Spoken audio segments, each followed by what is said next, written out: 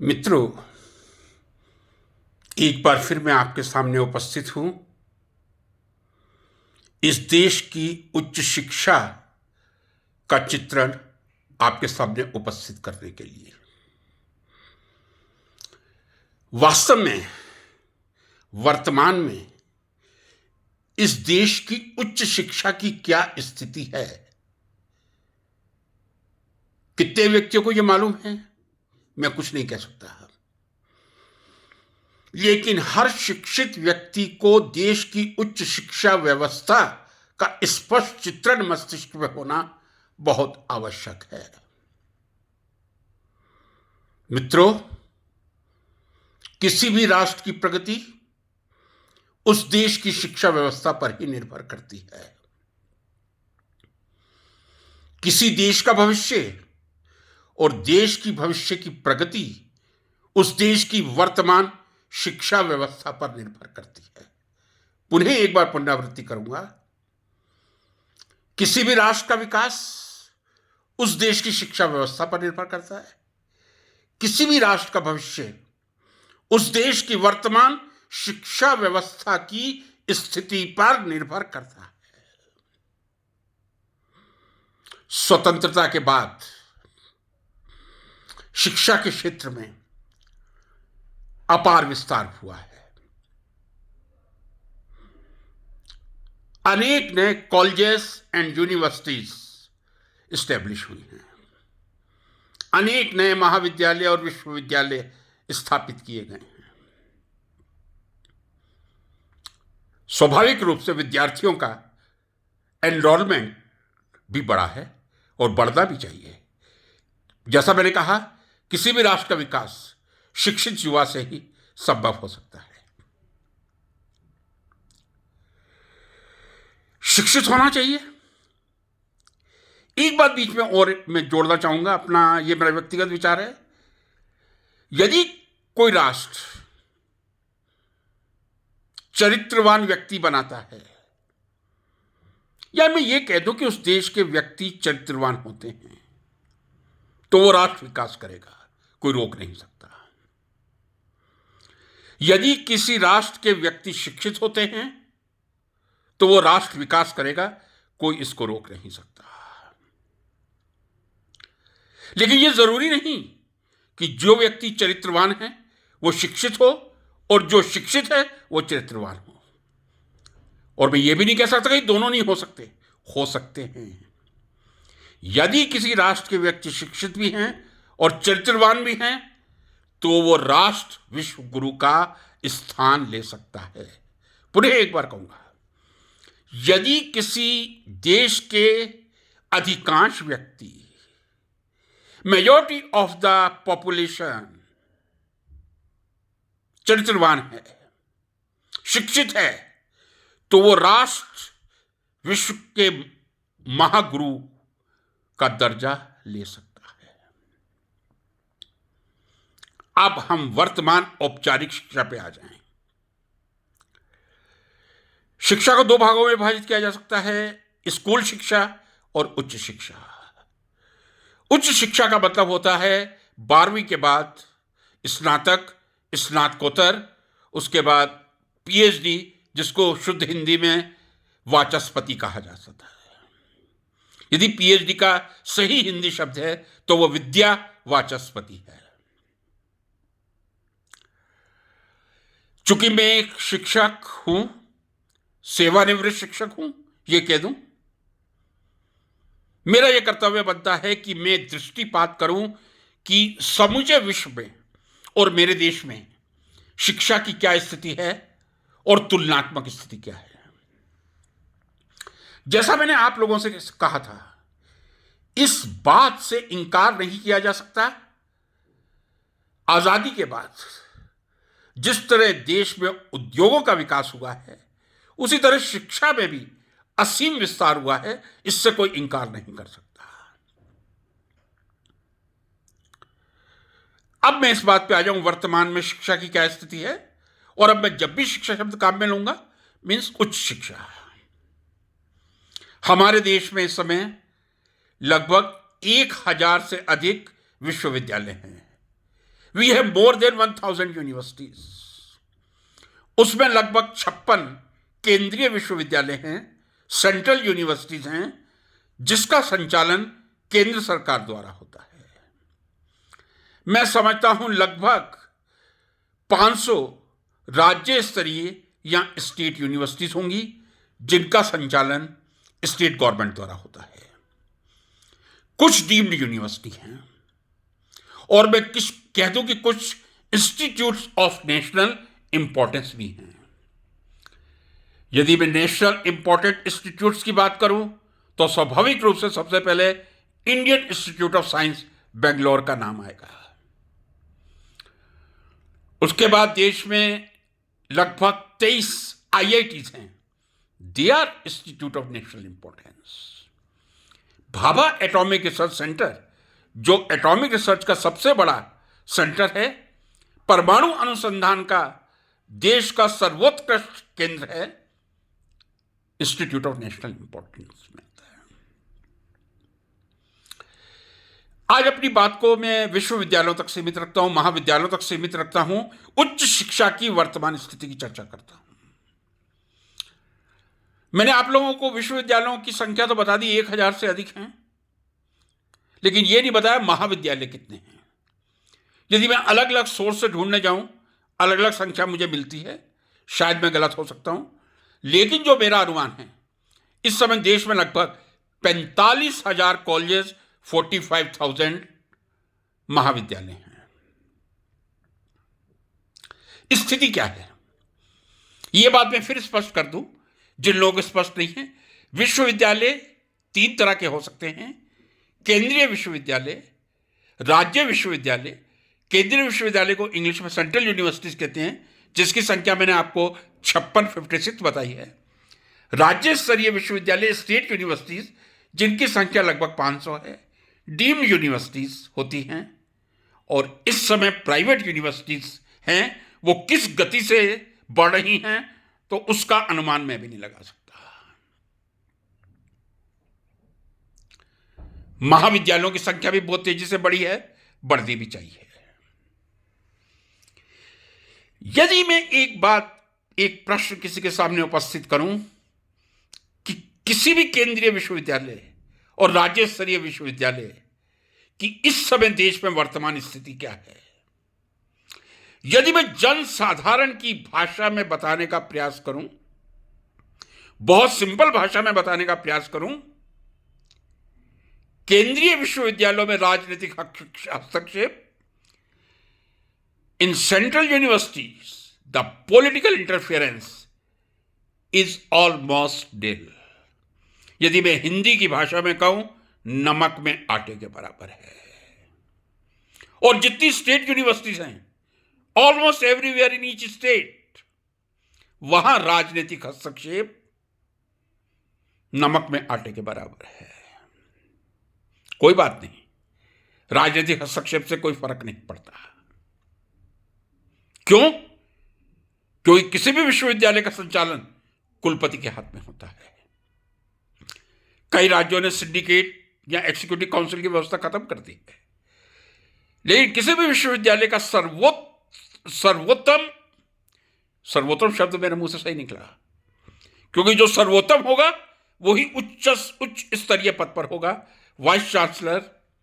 कुछ राज्यों में कुलपति कहा जाता है, कुछ राज्यों में उपकुलपति कहा जाता है। किसी भी विश्वविद्यालय का विकास उस विश्वविद्यालय के कुलपति पर निर्भर करता है, इसमें कोई अतिशयोक्ति नहीं होनी चाहिए। लेकिन यह बात भी पूरी तरह सही है कि इस समय केंद्रीय विश्वविद्यालय प्राथमिक स्तर का दर्जा प्राप्त कर रहे हैं, और जितने राज्य स्तरीय विश्वविद्यालय, स्टेट यूनिवर्सिटीज हैं, वो एक तरह से सौतेला व्यवहार प्राप्त कर रही हैं। कई लोग सोच रहे होंगे मैं इस तरह का भ्रामक प्रचार क्यों कर रहा हूं। यह मैं भ्रामक प्रचार नहीं कर रहा हूं।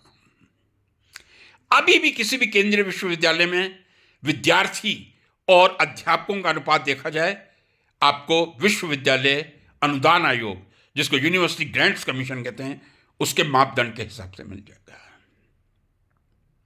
शिक्षक हैं, हर केंद्रीय विश्वविद्यालय में, मैं ये नहीं कह रहा कि जितने शिक्षक की स्वीकृत पद हैं वो सब भरे हुए हैं, लेकिन अधिकांश शिक्षक पद भरे हुए हैं।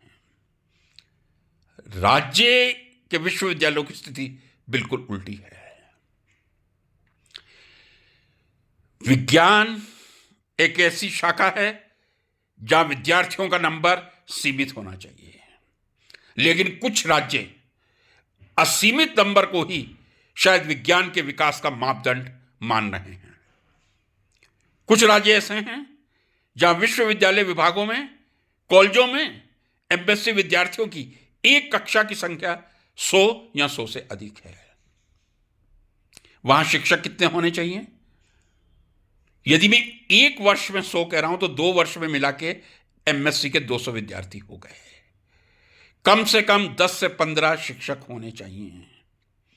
लेकिन अधिकांश विश्वविद्यालय आप देखिएगा, देश के सर्वोत्कृष्ट विश्वविद्यालय जो किसी समय में थे, वहां भी शिक्षकों के पद घटते जा रहे हैं और शिक्षकों के पद के प्रति किसी राज्य सरकार की कोई चिंता मैंने देखी नहीं है। कई विभागों की, कई विश्वविद्यालयों की स्थिति तो बहुत दयनीय है। कई विश्वविद्यालय ऐसे हैं जहां मैं रसायन शास्त्र विभाग का कह सकता हूं, केवल 200 विद्यार्थियों में, 250 विद्यार्थियों में 2 या 3 शिक्षक हैं। एमएससी में 250 विद्यार्थियों को पढ़ाने के लिए यदि 3 शिक्षक हैं तो क्या एमएससी के अध्यापन के साथ न्याय हो सकता है? क्या आप जस्टिफिकेशन कर सकते हैं? कई विश्वविद्यालय ऐसे हैं जो केवल एक ही शिक्षक के भरोसे हैं। राजस्थान में बना हुआ एक विश्वविद्यालय ऐसा है, नाम मैं नहीं लूंगा, जो मैं कई वर्षों से एक ही शिक्षक के भरोसे देखता हुआ आ रहा हूं। हर राज्य स्तरीय विश्वविद्यालय, स्टेट यूनिवर्सिटी की स्थिति बहुत भयानक है। मैंने शुरू में एक बात छुपाई थी, अब स्पष्ट कर रहा हूं। मैंने कहा था 3 तरह के विश्वविद्यालय होते हैं, केंद्रीय, राज्य स्तरीय, डीम्ड यूनिवर्सिटी। चौथे विश्वविद्यालय का अब नाम लूंगा, निजी विश्वविद्यालय, प्राइवेट यूनिवर्सिटीज जो एक्सपोनेंशियली ग्रो कर रही हैं। मुझे नहीं समझ में आता क्या ऐसी आवश्यकता थी कि प्राइवेट यूनिवर्सिटीज को इतनी अनुमति दी जाए कि वो शिक्षा के स्तर को बिल्कुल गिरा दें। गिराया तो राज्य स्तरीय विश्वविद्यालय ने भी है, स्टेट यूनिवर्सिटी ने भी शिक्षा का स्तर गिराया है। उसमें शिक्षकों का मैं दोष नहीं मानता, राज्य सरकारों का दोष है। लेकिन उससे ज्यादा जो प्राइवेट विश्वविद्यालयों की संख्या बढ़ रही है, क्या वहां पीएचडी का क्राइटेरिया है? 1 साल में 1 लाख आप फीस दीजिए साइंस में, 3 साल मिनिमम होते हैं, 4 लाख टोटल फीस देके पीएचडी की डिग्री ले जाइए। हम किस डायरेक्शन में अपने देश को ले जा रहे हैं? विश्वविद्यालय अनुदान आयोग ने बहुत देर से कहा था, मुझे दुख है, बहुत देर से कहा था कि पीएचडी की डिग्री पार्ट टाइम नहीं फुल टाइम होनी चाहिए, लेकिन लगभग अभी 6 या 7 वर्ष पहले कहा था। मुझे याद है, मैं राजस्थान विश्वविद्यालय का विद्यार्थी हूं, कृपया इसको अन्यथा ना लिया जाए, एक सत्य प्रस्तुत करना चाहूंगा। मैंने राजस्थान विश्वविद्यालय में 1 सितंबर 1980 को पीएचडी का संशोधन कार्य के लिए प्रवेश लिया था। मेरे गाइड आदरणीय प्रोफेसर आरसी मेहरोत्रा सर थे, जो दिल्ली विश्वविद्यालय, इलाहाबाद विश्वविद्यालय और राजस्थान विश्वविद्यालय के कुलपति रह चुके थे। मैं दृष्टिपात करने का प्रयास करता हूं, उन्होंने अपने पूरे जीवन में 150 पीएचडी विद्यार्थियों का मार्गदर्शन किया होगा। लगभग 150 विद्यार्थियों का मार्गदर्शन प्रोफेसर आरसी मेहरोत्रा साहब ने किया होगा। मैं समझता हूं जो शुरू में शिक्षक के रूप में पीएचडी में उनके साथ जुड़े थे वो शायद अंशकालिक होंगे, लेकिन मैंने अपने पूरे जीवन में 1980 से और 2005 बहुत ही दुर्भाग्यपूर्ण दिवस था, 11 जुलाई 2005 को, जब प्रोफेसर मेहरोत्रा साहब ने अंतिम सांस ली थी। एक भी स्टूडेंट वो पार्ट टाइम नहीं लेते थे। क्यों? क्योंकि शिक्षा का स्तर, पीएचडी का स्तर, साइंस की पीएचडी का स्तर पार्ट टाइम से कभी भी नहीं बन सकता, वो फुल टाइम ही होना चाहिए। जो इस समय राज्य स्तरीय विश्वविद्यालयों की स्थिति है, मैं नाम नहीं लूंगा, गुजरात का एक ऐसा विश्वविद्यालय है जहां 8 ग्रांट इन एड कॉलेजेस हैं, सभी में लगभग 100 एमएससी के विद्यार्थी हैं, विभाग में लगभग 125 एमएससी के विद्यार्थी एक वर्ष में हैं, 2 वर्ष में आप उसको दुगना कर लीजिए। लेकिन वहां प्राइवेट कॉलेजेस की संख्या 41 है। 41 प्राइवेट कॉलेजेस हैं जो एमएससी चला रहे हैं, जहां 1 या 2 शिक्षक हैं जो फ्रेश एमएससी लेक्चरर अपॉइंट करते हैं। किस तरह की शिक्षा हम दे रहे हैं, इस पर चिंतन कौन करेगा? यदि एक रसायन शास्त्र के प्रोफेसर कुलपति का पद ग्रहण करते हैं और वो ऐसे विश्वविद्यालय में एमएससी शुरू कर दें जहां बीएससी नहीं चल रही है, ये मैं गारंटी के साथ कह रहा हूं, मुझे सजा दी जाए यदि ये मेरी बात गलत निकले। कुछ ऐसे कॉलेजेस हैं जो रसायन शास्त्र के कुलपति द्वारा स्थापित किए गए हैं जहां बीएससी नहीं है और एमएससी शुरू कर दी गई है। एक बात छुपाने की थी लेकिन छुपा नहीं पा रहा हूं, शिक्षक हूं। कई कॉलेजेस ऐसे भी हैं जहां शायद ब्यूरेट और पिपेट भी नहीं है।